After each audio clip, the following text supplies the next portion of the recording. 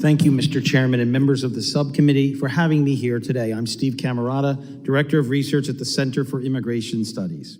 As many of you pointed out, the Immigration and Nationality Act gives the Secretary of Homeland Security discretion to grant parole on a case-by-case basis for a limited number of people for a limited time to individual aliens for urgent humanitarian reasons or because that would create a significant benefit. It's not a program to be used en masse, and yet published data indicates that the Biden administration released nearly 2.9 million people into the United States using parole. It's very hard to see how parole granted on this scale could have been done on a case-by-case basis. Now, my testimony will focus specifically on the fiscal implications of this. Prior research is very clear that educational attainment at arrival is a key determinant of immigrants' fiscal impact because it not only determines what types of jobs they'll do, but also their likely income and their tax payments and use of social services. Census Bureau data indicates that 1 out of every 4 recent immigrants from the top parolee-sending countries lack a high school diploma, compared to just 6% for the U.S.-born. Also, new adult parolees are significantly less likely to have a college degree than the U.S.-born. As a result, the average wages of newly arrived immigrant men from these top parole-sending countries is only 44% that of U.S.-born men. Further, half of households headed by new immigrants from the top parolee countries access at least one welfare program. That's nearly twice the rate of the U.S.-born. Now, the budget reconciliation legislation that just passed states that parolees will no longer be, quote-unquote, qualified aliens after 1 year of residence. Qualified aliens have to live in the United States for 5 years to be directly eligible for many welfare programs. But my analysis of Census Bureau data showing high welfare use is confined to parolee countries who have lived in the United States for less than 5 years. So the designation of qualified alien is not the reason for the heavy use of welfare programs.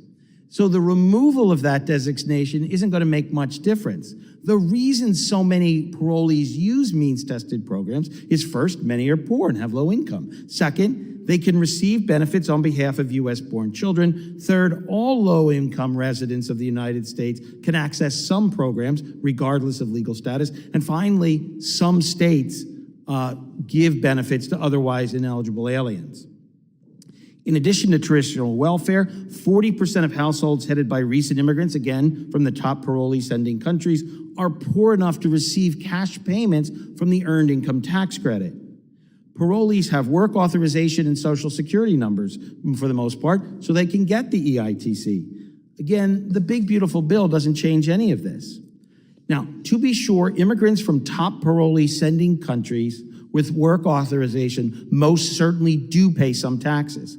However, on average, parolee-headed households have only 47% of the federal tax liability of U.S.-born households.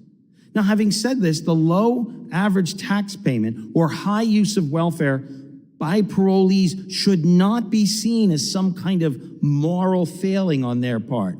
Instead, the fiscal drain they create simply reflects the realities of the modern American job market, our progressive system of taxation, coupled with an extensive social safety net.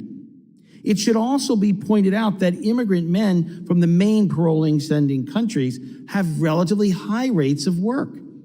But that does not preclude use of welfare in any way, nor does it mean their average tax contributions will be large. Now, to be sure, by working and consuming in the United States, parolees do make the U.S. economy bigger. But it is a common mistake to confuse this with their tax contributions. Almost all of the increased economic activity they create goes to the parolees themselves in the form of wages, as it should, since they're the ones doing the work. In conclusion, the decision by the prior administration to grant parole on a massive scale will have significant negative fiscal impact for years to come, given all we know about the educational attainment of parolees. Thank you.